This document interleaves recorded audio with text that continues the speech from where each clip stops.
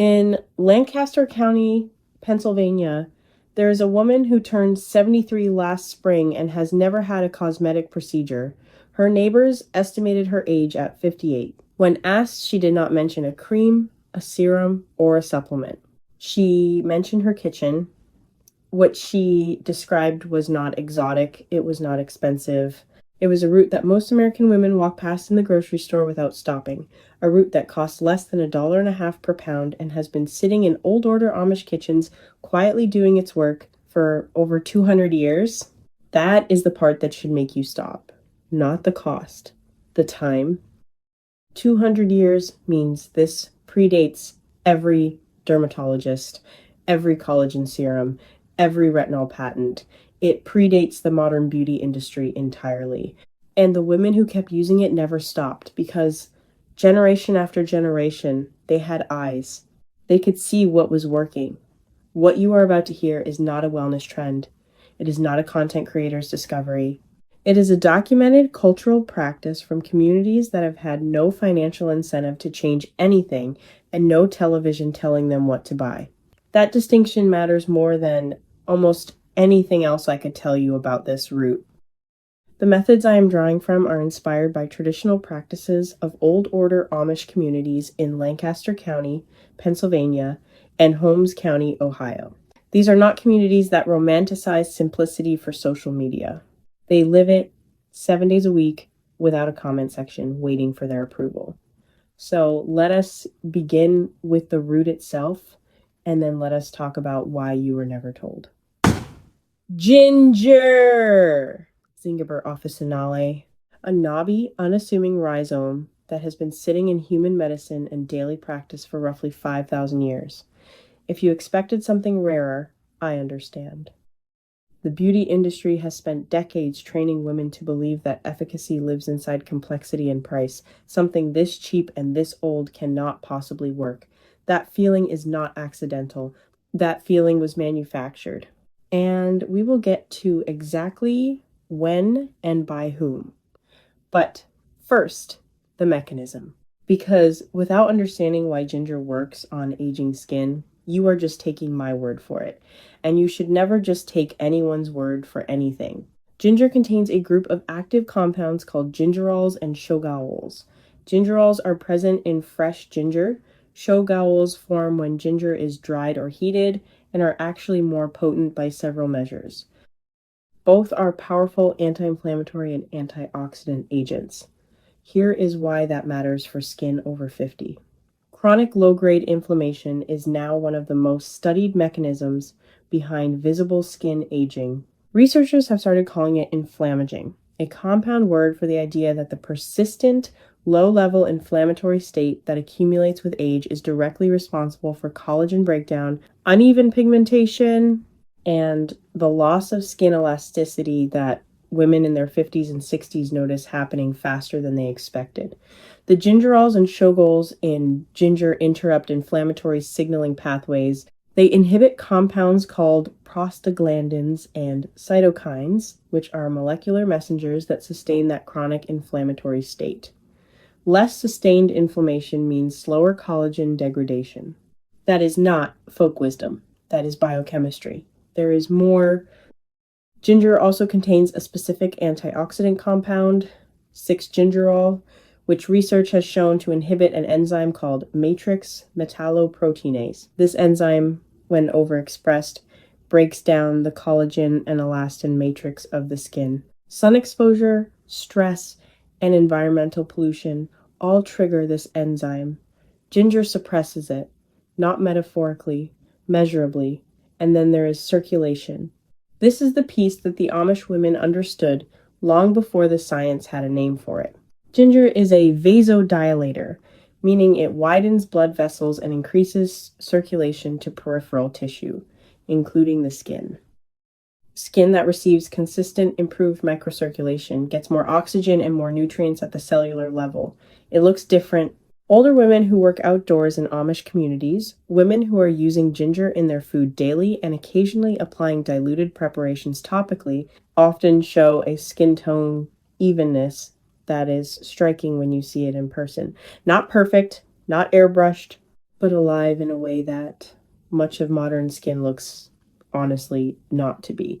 Now, let us talk about why you are hearing this from a YouTube channel and not from your dermatologist or the label on your $120 serum. In 1938, the United States passed the Federal Food, Drug, and Cosmetic Act. It gave the FDA authority over food, drugs, and cosmetics. What it did not give the FDA was meaningful pre-market approval authority over cosmetic ingredients. A company did not, and still largely does not, have to prove a cosmetic ingredient is safe before selling it. The burden of proof runs the wrong direction. For 84 years, between 1938 and 2022, that regulatory framework was not substantially updated. 84 years. The iPhone did not exist. The internet did not exist. The moon had not been walked on. And the law governing what goes on your face was essentially the same document. Here is the number that changes everything. In 1976, the cosmetics industry created a panel called the Cosmetic Ingredient Review. The name sounds like federal oversight. It is not. It is funded by the Personal Care Products Council, which is the industry's own trade association. By their own count, this panel has reviewed over 4,000 cosmetic ingredients. It has no enforcement power. It cannot require a single formulation change. It can publish an opinion. The companies are not required to act on it. That panel has been the primary mechanism of cosmetic ingredient safety in the United States for nearly 50 years, and it has always been paid for by the people it was reviewing. This is not speculation. This is structure. And the structure was not an accident, because here's what was happening at the same time. The post-war American consumer economy was accelerating. Synthetic compounds were cheap to produce, easy to patent, and extremely profitable to market. A natural root that any woman could grow in a pot on her back porch or buy for under $2 was not a business model, it was a problem. Not a conspiracy hatched in a room, those are rarer than we imagine, but a quiet economic gravity that pushed research dollars, marketing budgets, and retail shelf space toward products with margins that could sustain a publicly traded company's quarterly earnings. In 2003, the European Union moved to restrict undisclosed synthetic fragrance compounds in cosmetics. On an American label today, the word fragrance can legally represent hundreds of individual chemical compounds, none of which need to be disclosed separately. The EU found this unacceptable over 20 years ago. The American market largely did not follow. The personal care industry spent, by documented lobbying reports, tens of millions of dollars over successive legislative cycles to resist ingredient transparency requirements. The women using those products were not the priority in that calculation. The Amish were not in that calculation at all. And that is exactly why what they kept is worth your attention. Now I want to tell you about a woman who has been using ginger tea as a daily skin and wellness practice for 11 years. She is 61 years old, lives outside Wooster, Ohio, about 40 minutes from Holmes County. She is a retired school administrator, has 4 adult children, and her monthly costs for her ginger practice, which includes daily ginger tea prepared from fresh root, a weekly ginger-infused compress she applies to her jaw and neck, and ginger added to cooking nearly every day, is approximately $8. When I asked her what she noticed first, she said it was not her face. It was her hands. The redness and puffiness she had attributed to aging just quietly reduced over the first few months. Her face followed. She said matter-of-factly that she wished someone had told her before. She spent what she estimated was over $4,000 on serums and treatments in her late 40s that changed nothing she could honestly measure. That story is not a miracle. It is an 11-year daily practice. That is the part that gets left out in the before and after economy. Consistency over time is not photogenic. It does not sell. Before I go further, I want to be clear about something, because this channel does not operate in the business of telling you only what you want to hear. Ginger is not a substitute for sun protection. If you have spent decades with significant unprotected sun exposure and have advanced pigmentation or deep structural changes to your skin, ginger's anti-inflammatory and antioxidant properties can slow further damage and improve skin tone over time, but they will not reverse the history already written on your skin. No single ingredient does that. Anyone who tells you otherwise is selling something. What ginger can do is reduce the ongoing inflammatory damage that is accelerating the process right now, today, and improve circulation and collagen preservation going forward. That is real and that is significant. But it is a long game, not a correction.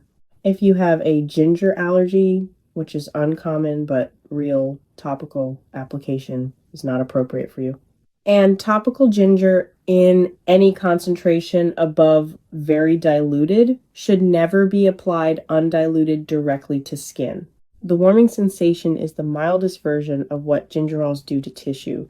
Respect the concentration. Now I want to close with something that I think is the most important frame for understanding why any of this is credible.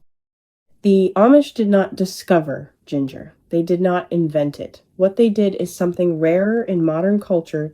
They simply never stopped. In Ayurvedic medicine, practiced continuously for over 3,000 years on the Indian subcontinent, ginger is called Vishwabhesaj, which translates roughly as universal medicine. It was applied to skin conditions, used for circulatory health, and prescribed for the inflammatory conditions of aging. In ancient Egypt, ginger was found among the contents of tombs and referenced in medical papyri as a compound used for preserving health and addressing skin ailments. Egyptian women of the upper classes used it both internally and in preparations applied externally. In Japan, ginger has been a continuous component of traditional Kampo medicine for well over 1,000 years, used specifically for conditions involving poor circulation and what practitioners described as cold in the extremities and surface tissues, which maps directly onto the microcirculation issues that manifest in aging skin.